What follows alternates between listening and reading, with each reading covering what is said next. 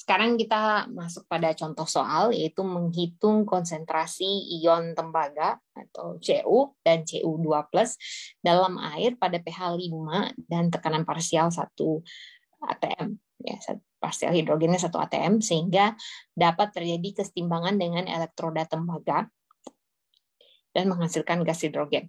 Jadi pada saat kesetimbangan itu, di sistem kita itu punya ada Cu+ dan Cu2+. Jadi reaksinya itu harus ada dua-duanya. Sedangkan yang diketahui, jadi ketahui di sini Anda lihat diketahui cuman ada Cu dan Cu+, Cu dan Cu2+. Jadi kita harus menggabungkan kedua reaksi ini agar bisa dicari reaksi yang ada kesetimbangan kedua-duanya ini. Gitu ya maksud soalnya. Oke.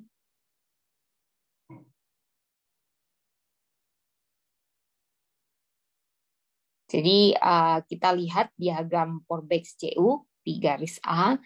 Di garis A pada pH Cu ya, pada di garis. Jadi tekanan parsial hidrogennya diketahui, maka kita pergi ke Cu. Cu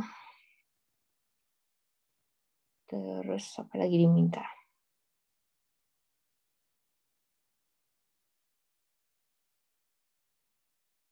Cu di sini 1 atm, pH-nya sama dengan 5. Oke, berarti tekanan hidrogen pada saat parsialnya 1, berarti kita di garis ini ya, karena di sini kan pH 2-nya sama dengan 1. Sedangkan soalnya ngasih tahu kalau pH-nya 5. Dari sini kita bisa mengetahui potensial standarnya itu di sekitar minus 0,2955, minus 0,3 lah ya. Ya, ini dia. Jadi ini adalah tegangan selnya. Ini kalau di nurse ini adalah E sama dengan E0 minus ya. Nah, ini yang sekarang ini yang kita ketahui adalah ini. Ini didapat dari karena dikasih tahu bahwa pH tekanan H2-nya itu 1 atm terus pH-nya 5. Makanya kita bisa tahu kalau selnya itu memiliki potensial segini. Sekarang kita akan lihat dulu untuk reaksi, salah satu dari reaksi ini kita ambil yang Cu2+ ini ya. Jadi dari reaksi ini, delta G0 ini, kita kan tahu kalau ini itu adalah minus ZFE, gitu ya. Ya, ini adalah potensial, standar reduksi potensial pada saat oksidasi. Ya, jadi sedangkan ini udah, kalau kita lihat ini reaksinya sudah dalam bentuk oksidasi, maka kita bisa menghitung standar potensial, standar reaksi, standar oksidasinya, standar reaksi oksidasi dari sel ini, dari half cell ini. Jadi ini yang saya bilang tadi, yang half cell itu maksudnya hanya terjadi oksidasi atau hanya terjadi reduksi. Jadi dari angka ini kita bisa menghitung nilai E0, ya, nilai E0 ini segini. E-nya, Z-nya itu 2, ya, karena di sini angka 2. Ini Faraday, jadi didapatlah potensial oksidasinya segini, minus 0,337. Ya. Jadi kalau kita mau tahu nilai reduksinya, maka tinggal dibalik menjadi 0,337 untuk standar reduksi. Kenapa kita ganti ke standar reduksi? Karena di slide selanjutnya kita butuh dia untuk persamaan Nernst ya. Nah, kalau untuk persamaan Nernst ya, untuk persamaan Nernst kan kita harus dalam bentuk reduksi. Jadi yang tadi, reaksi yang tadi kita rubah dulu ke bentuk reduksi ya, lalu kita masukkan ke persamaan Nernst. Kalau ini kan berarti Ja-nya aktivitas Cu dibagi aktivitas Cu2+. Sedangkan kalau Cu-nya murni berarti ini 1 ya. Jadi ini 1 per Cu2+. Ya, sedangkan kita tahu kalau E tadi yang berdasarkan diagram Porbach kita ada punya angka segini, ini adalah standarnya itu segini, ya. Karena temperatur ruangan kita jadi log di sini. Nah, dari sini kita bisa menghitung konsentrasi dari Cu2+. Jadi bisa kita dapatkan konsentrasi Cu2+ sebanyak segini. Nah, pertanyaan di soalnya kan kita harus menghitung konsentrasi dua-duanya, Cu2+ dan Cu, pada saat kesetimbangan. Jadi kita butuh reaksi yang ada dua-duanya, sehingga di antara reaksi, kan tadi reaksi 1 kita seperti ini, reaksi 2 seperti ini. Kalau kita selipkan reaksi ketiga ini, ya, itu kalau kita tambahkan reaksi 1 tambah reaksi 3 itu hasilnya reaksi 2 ini. Coba Anda lihat ini, coret-coret, ya. Ini E-nya ditambah. Ya, jadi didapatkan reaksi seperti ini. Jadi karena reaksi 3 ini adalah penambahan, berarti delta G0-nya reaksi 3 itu adalah reaksi yang 2, yang Cu2+ dikurangi Cu+. Jadinya reaksinya adalah selisih dari reaksi yang ini. Jadi tinggal dikurangi, didapatkan angka 14.770.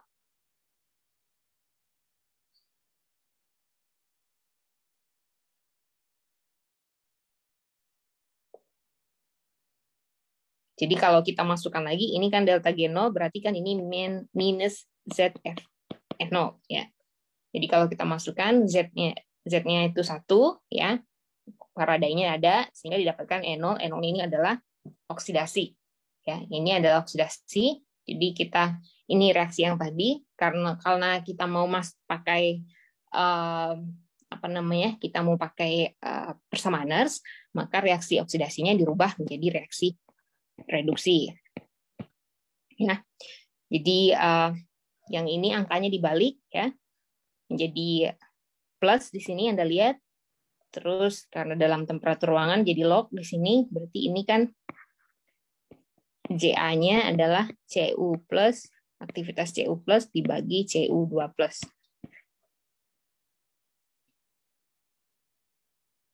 Nah, untuk E-nya sama dengan segini untuk pot yang dari diagram Porbeix tadi, sedangkan Cu-nya tadi sudah kita ketahui, ya, Cu2+-nya diketahui, maka kita bisa mendapatkan nilai Cu-nya sebanyak angka berikut.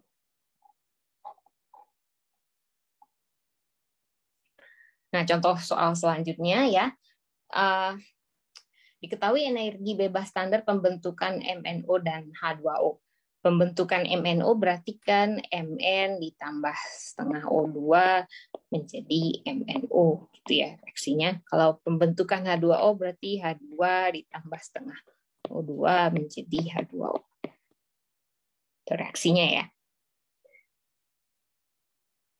Nah, pertanyaan pertama, hitung perbandingan H2 dan H2O dalam kesetimbangan dengan Mn dan MnO pada 1400. Berarti pada reaksi tersebut harus ada 4-4-nya.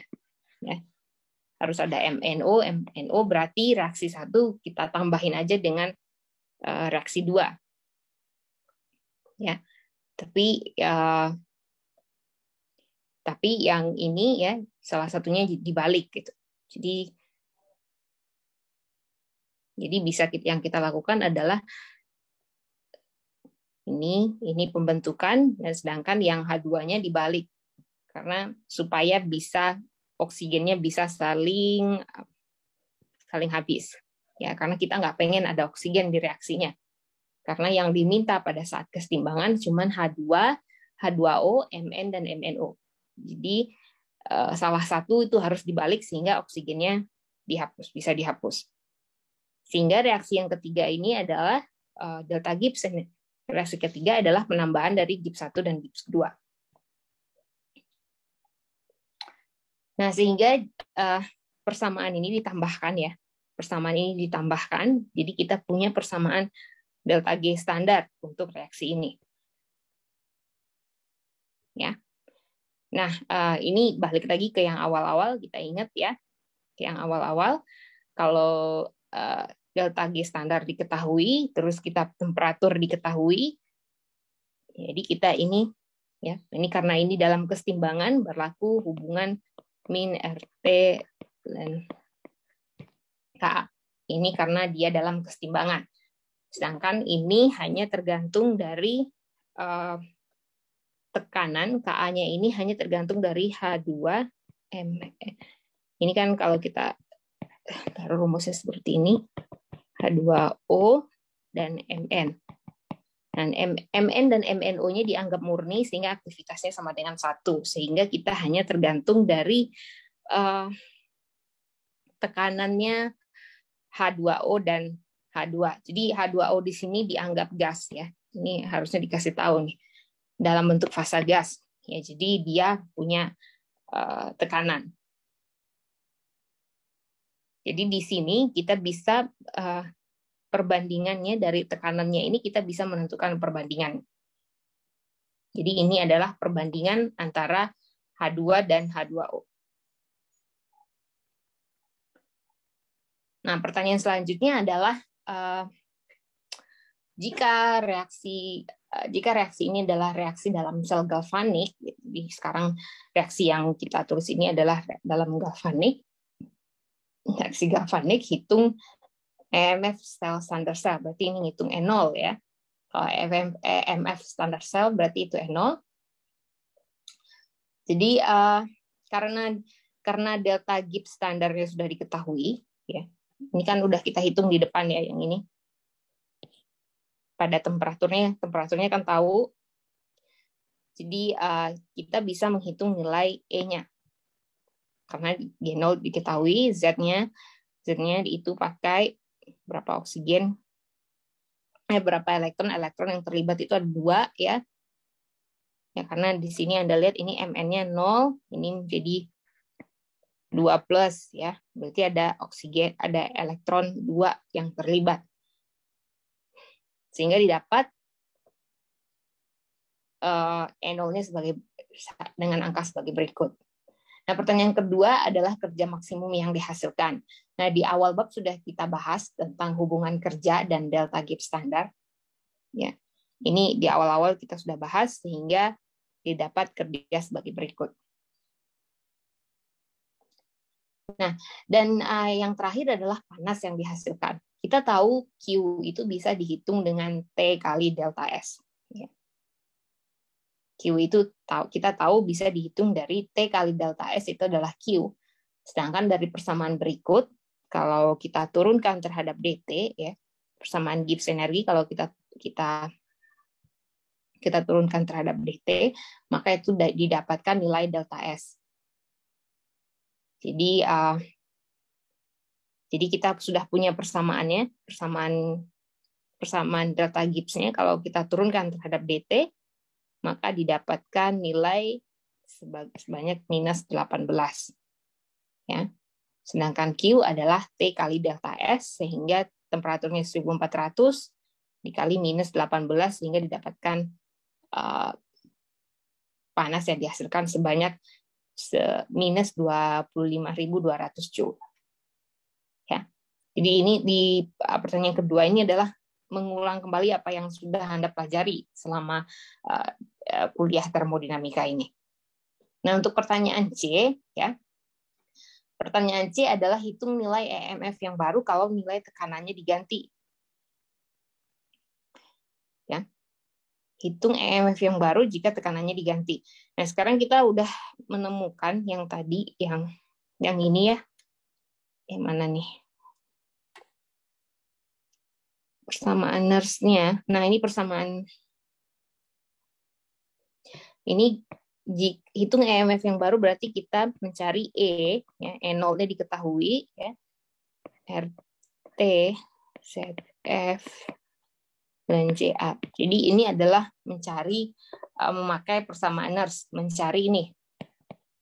Ininya kan diketahui, E0-nya diketahui, ya. Ini E0, kita hitung EMF-nya. E0-nya sudah diketahui di sini, RT diketahui, ZF diketahui, JA-nya juga diketahui, itu dengan mengganti tekanan. Jadi JA-nya kan ini tadi. Untuk JA-nya kan ini. Dan ini satu, ini dicoret karena ini satu berarti hanya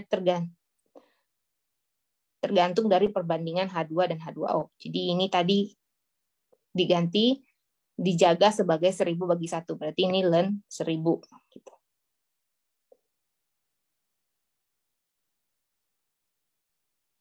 Ya, ini kalau Anda bikin dalam log juga tidak masalah harusnya.